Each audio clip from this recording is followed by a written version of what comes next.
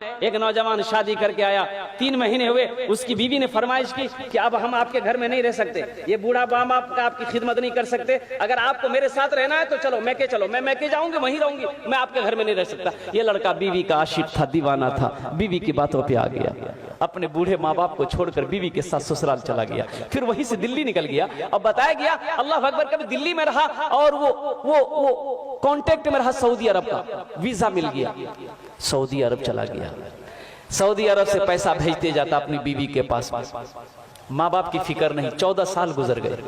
कितने साल गुजर? 14 साल का अरसा गुजर गया। इन 14 सालों में इस नौजवान ने 12 हज किए। कितने हज किए मेरे भाई? ये 12वां हज था। बैठकर खाना काबा के पास में हिचकियां बांध कर रो रहा है, ज़ारो कतार रो रहा है। तो पीछे से किसी ने कंधे पे हाथ रखा नौजवान का।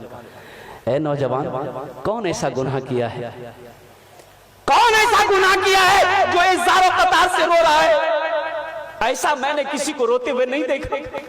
पलट कर देखा तो अल्लाह वाले एक बुजुर्ग हस्ती है, चेहरा सफेद है, सर पे अमामा बंधा है। कहा कि हजरत, ना जाने क्यों ऐसा लगता है कि मेरे दिल पे किसी ने ताला लगा दिया। ना इबादत अच्छी लगती है, ना जिक्र अच्छा लगता है, ना खाने चैन है, ना सोने चैन है। हजरत ये मेरा 12वां हज है, 12वां हज है मेरा, लेकिन ऐसा लग रहा है कि दिल में किसी ने ताला लगा दिया। तो अल्लाह वाले ने कहा कि लगता है तुमने किसी का दिल दुखाया है। हाँ, अरे सुभान अल्लाह, बोलो माशाअल्लाह, सुभान अल्लाह। लगता है तुमने किसी का दिल दुखाया है। तुम्हारी माँ है? माँ है, माँ है। बोला हाँ। बाप है? बोला हाँ। बोले कहाँ है? बोला पता नहीं। बोला पता नहीं, 14 साल हो गए मैंने माँ के चेहरे को नहीं देखा, बाप के चेहरे को नहीं देखा। पता नहीं मेरी माँ कैसे होगी, मेरा बाप कैसे होगा। तो अल्लाह वाले ने कहा कि फिर ये खाने काबा में बैठकर क्या कर रहा है?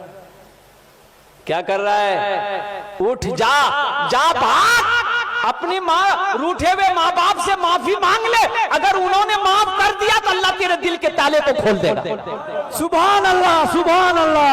खाने काबा में बैठकर क्या कर रहा है? जा, खाने काबा में बैठकर क्या कर रहा है? जा। ये नौजवान उठा, रोता हुआ उठा, अपना डेरा आया, रूम के अंदर में आया है और कुर्बान जाओ टिकट बनाने में लग गया। फ्लाइट पकड़ा, हिंदुस्तान की सरजमीन पर अपना कदम रखा। अल्लाह अकबर कबीरा। और गाड़ी ली, एयरपोर्ट से गाड़ी लिया, सीधे अपने गांव के लिए रवाना हुआ।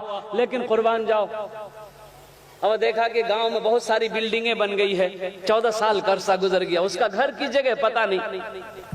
एक बूढ़े मियाँ घास काट रहे थे बेटे। इस नौजवान ने कहा कि थोड़ा पूछ लूं अब्बा के बारे में, मम्मी के बारे में। तो उनसे पूछा कि चचा, ये अपना बाप का नाम लेके पूछा कि अब्दुल्ला साहब का घर कौन सा है? तो बूढ़े मियाँ ने नीचे से ऊपर तक देखा उस नौजवान को, कहा कि कौन अब्दुल्ला मियाँ? वो बेचारे तब इस दुनिया में नहीं रहे। उसका एक नालायक बेटा था, अपने माँ बाप को छोड़कर चला गया। बेटा का गम बर्दाश्त ना कर सका, बेचारा इस दुनिया से रुखसत हो। इस नौजवान की आंखों से आंसू जारी हो गया। फिर वो नौजवान पूछता है कि उसकी बीवी का क्या बना? उसकी बीवी, अपनी माँ के बारे में पूछा कि उसकी बीवी का क्या बना? तो कहा कि वो उसकी बीवी बेचारी शौहर के मरने के बाद दूसरे के घर में काम करती थी, किसी तरह रोटी रोजी उनकी चलती थी। लेकिन अब सुने में उसको फालिज मार दिया है, बिस्तर पे पड़ी रहती है, जिसको होता है खाना लाकर देता है, जिसको नहीं होता खाना लाकर नहीं देता है। अब तो पता ये भी चला है कि उसकी आंखों की रोशनी भी खत्म हो गई। बस उनकी एक आखिरी ख्वाहिश ये की रट लगाती रहती है कि मौला उस वक्त तक मेरे जिस्म से रूह ना निकले जब तक कि मैं अपने बेटे के चेहरे को ना देखूं। ना जाने वो कौन नालायक बेटा है जो अपनी माँ को छोड़कर भागा हुआ है। अब माँ है कि उसके लिए जान कुर्बान करने को तैयार। ये नौजवान ज़ारो कतार रोने लगा। कांपते हुए कदम से अपने आंगन में कदम रखा है। चारपाई पे देखा कि एक ज़ईफा, एक बूढ़ी सुकर कर बैठी। कदमों की आहट को सुनकर बुढ़िया ने आवाज लगाई, कौन है, कौन है? तो लरसते हुए आवाज में, कांपते हुए आवाज में इस नौजवान ने कहा कि माँ, तेरा गुनहगार बेटा तेरे सामने खड़ा। माँ कहती है कि बेटा मेरे करीब आ जाओ, मेरे जिस्म में रूह इसलिए अटकी हुई थी, मेरे करीब आ जा मेरा लाल। मेरी आंखों में रोशनी तो नहीं चाहिए जो तेरे चेहरे को देख सकूं, अपना चेहरा मेरे करीब कर दे ताकि हाथ फेर वो चेहरे पे, ताकि मेरे कलेजे को ठंडक मिल जाए।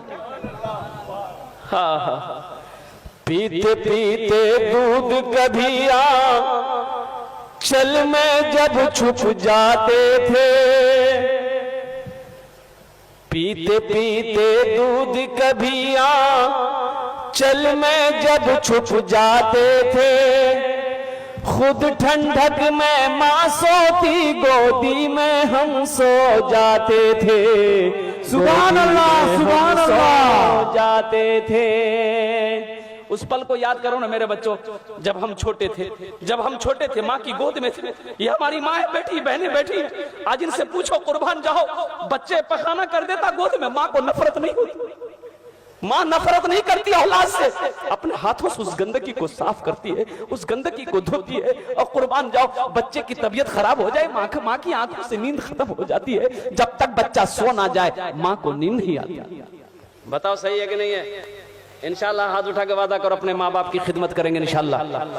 जलसा सजाने वालों, मेरे नौजवानों बच्चों सुनो, अगर ये जितने बैठे हैं ना यहाँ पर, जितने बैठे हो, अगर एक ने भी अगर अमल कर लिया इंशाल्लाह, एक ने भी अगर अमल कर लिया तो कसम खुदा की जलसा सजाने वाले का जलसा सजाना मकबूल हो जाएगा, आने वालों का आना मकबूल हो जाएगा, मुकर्रिर का तकरीर करना मकबूल हो जाएगा और सुनने वालों का सुनना मकबूल हो जाएगा। एक ने भी अगर अमल कर लिया, एक ने भी अगर अमल कर लिया, माँ बाप राजी, अल्लाह राजी, माँ बाप नाराज, अल्लाह नाराज। माँ बाप अल्लाह को राजी करना चाहते हो, माँ बाप को राजी कर लो, कसम खुदा की मेरा अल्लाह तुमसे राजी हो जाएगा, मेरा अल्लाह राजी हो जाएगा। कुरान में एक जगह नहीं, कई जगहों पर अल्लाह ने अपने साथ, अपनी इबादत के साथ साथ दूसरा जो हुक्म दिया वो ये हुक्म दिया कि अपने माँ बाप के साथ अच्छा सलूक करो, अपने माँ बाप के साथ अच्छा सलूक करो। रोजे का हुक्म नहीं दिया तुरंत अपनी इबादत की बात कि मेरी इबादत कर चुका जाओ रोजा रखो, नहीं, अपनी इबादत के साथ अल्लाह ने कहा कि मेरे साथ किसी को शरीक ना बनाना, अपने माँ बाप के साथ अच्छा सलूक करना। अल्लाह अकबर कबीरा, कुर्बान जाओ।